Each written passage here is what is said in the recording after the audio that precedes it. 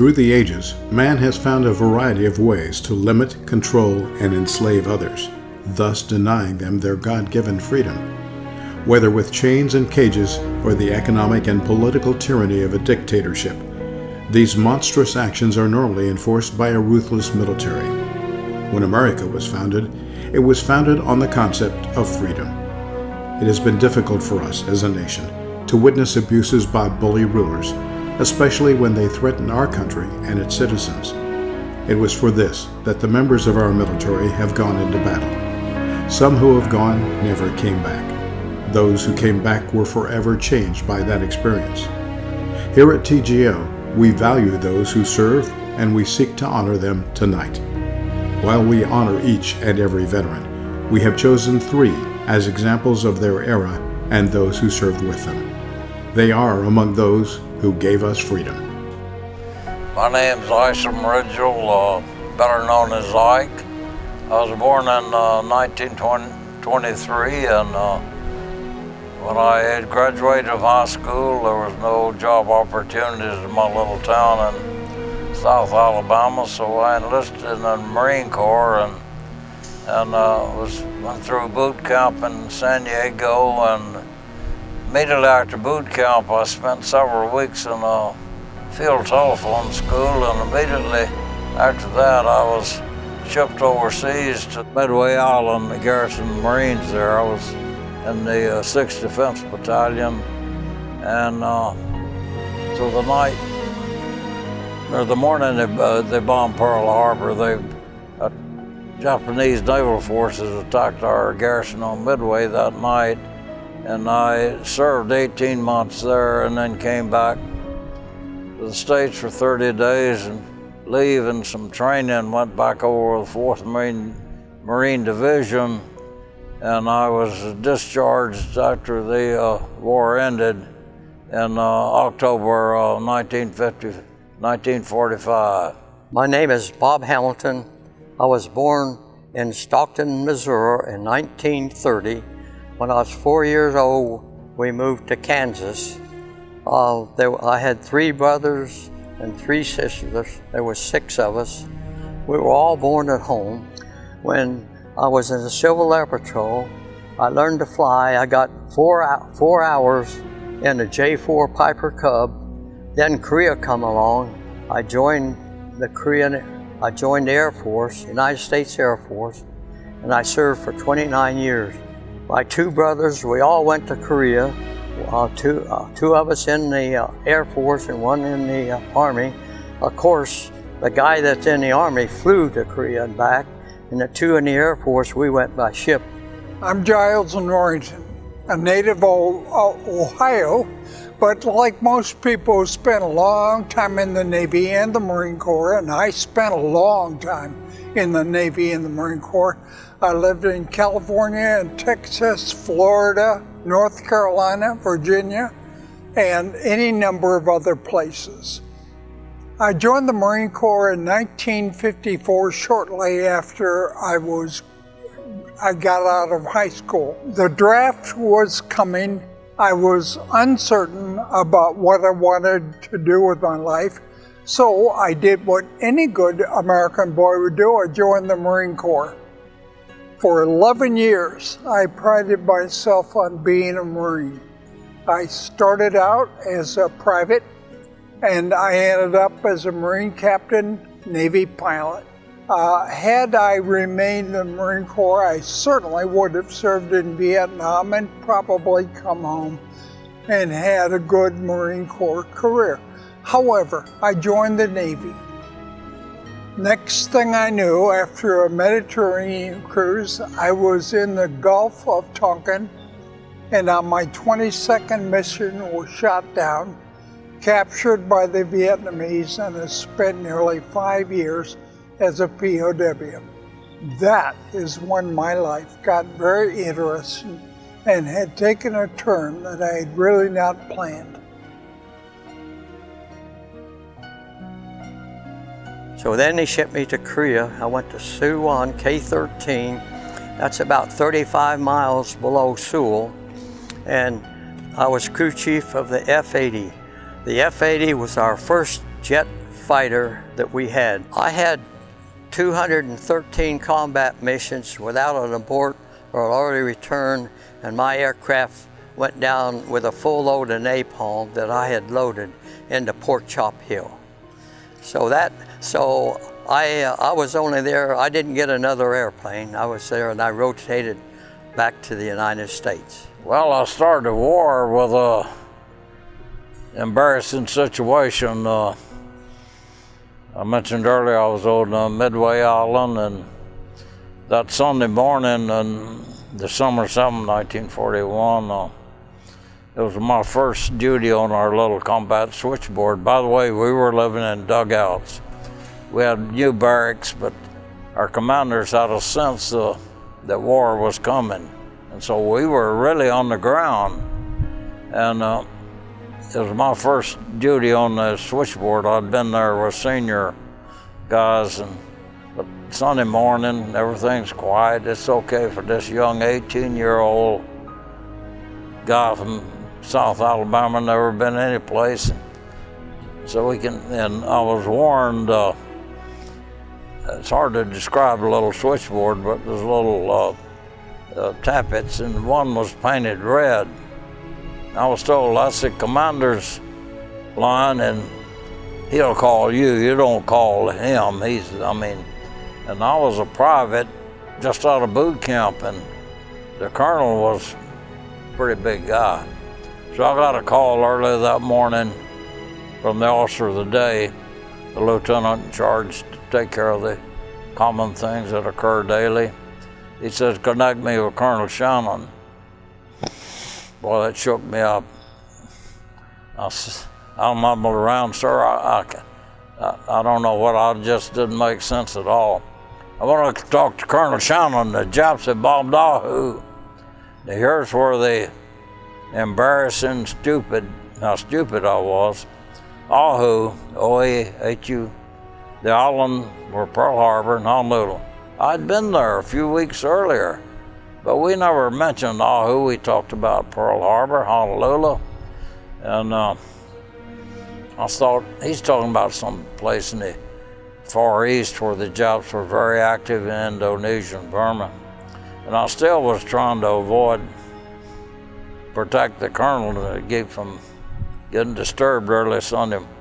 And then he called me some names I won't repeat here. He said the Japs had bombed Pearl Harbor. Put me through to the colonel. So that registered because Pearl Harbor was between me and home. It was about 1,100 miles east of where I was. So I put him through, and afterwards I'm thinking, I'm lucky the guy didn't have me court-martialed. But a little added to that, I read a history of that events that day and from one of the majors, and he said they were in the officers' mess that morning, and Lieutenant Dorr, the guy that called me, came in and said the Japs had bombed Pearl Harbor, and said, oh, well, that guy, he don't know. They're having a dress rehearsal, and they really didn't believe him. A few minutes later, Colonel Shannon, our commander, came in. Everybody got to your battle station, the Japs. And he thought, boy, he's really making this sound real. The food we ate in the prison camps was limited. It was whatever was available in the marketplace, cheapest. The guards would buy a bunch of it, bring it back to the prison camp, boil it into a soup, and we would have whatever soup was available that day. We had pumpkin season, and during that period of time, we had pumpkin soup daily. The first bowl of pumpkin soup tasted delicious. After about a week, it began to taste less delicious. Thank heaven, the cabbage season began. Now you have to think about what cabbage does to the human body. It tends to repeat itself. So imagine 4 guys in a really small blocked up room with cabbage soup day after day after day. It was simply awful. And you couldn't get mad at the person next to you because you might have an explosive incident yourself. We tried to figure out how to handle it, and the only thing we could do is grade them. We assigned the Olympic grading system for the quality of performance and the difficulty of execution. Was there humor? It was, because we would hear guys down the line shouting, 7, 6, and we knew exactly what was happening and why the strange numbers were being enunciated.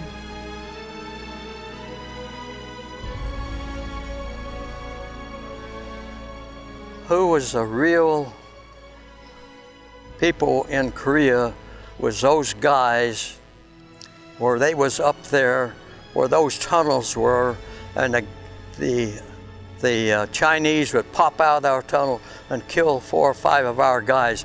That's the guys, that's the real heroes of the Korean War. In my mind, the men and women I served with they were the absolute best of America.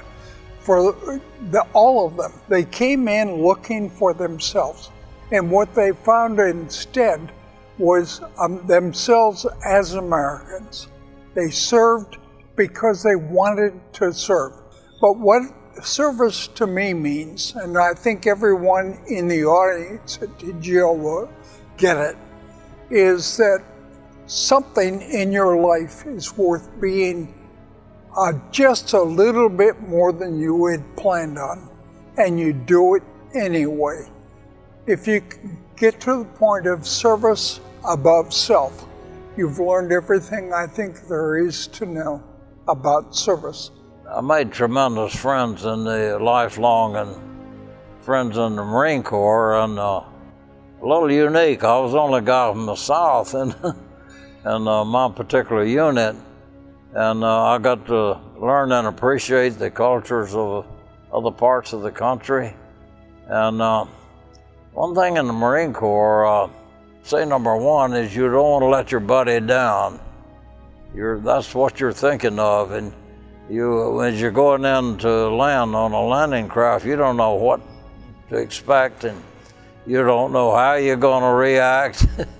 And your motivating force is these buddies I'm with. I don't want to let them down. And look what we did for Korea. If you go to the Space Center and see our planet, and you see the Yalu River, north of that, there's 3 little pinpoints of light. And south of that, it looks like Chicago. It's all lit up. So look what we did for Korea, what the world did for Korea. We give them freedom. My service solidified my belief that the American is the greatest country in the world. And I think the founding fathers are just awesome. And what a serviceman, he goes in, his oath is to protect the Constitution of the United States, and that's what we were.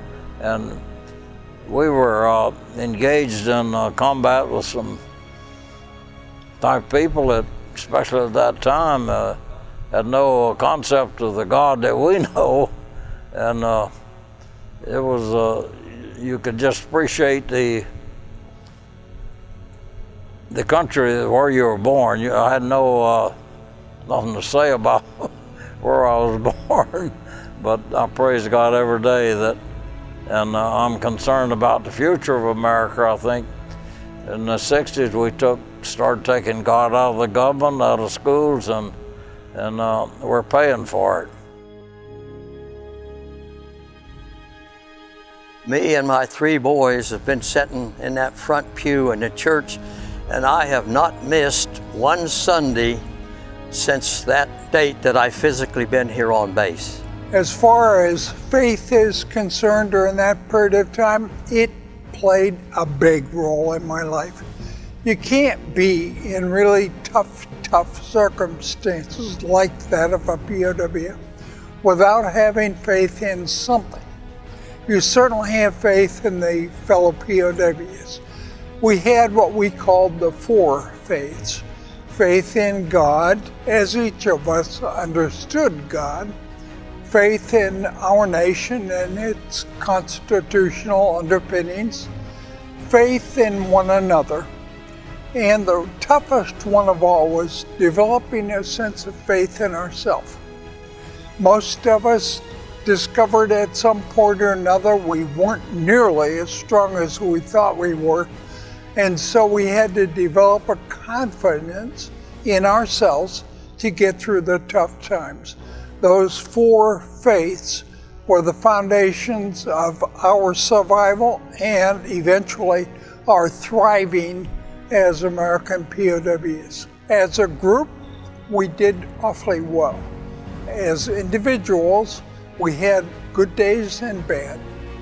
More good than bad in the final analysis, but during the period of time of torture, deprivation, we really did feel like the only one that was going to get us out there was God. Well, fortunately, I had the advantage of a Christian heritage, so I knew the power of prayer, and I'm convinced that I'm here at this moment because the prayers of my mother, my grandmothers, and my people. As I say, I've had many occasions on Saipan, Iwo Jima, and Tinian when I could feel the very presence. The time zones were much different, but I could feel the presence of my parents praying for me in many situations. I know the Lord's hand was on me and brought me out, and it just increased my faith.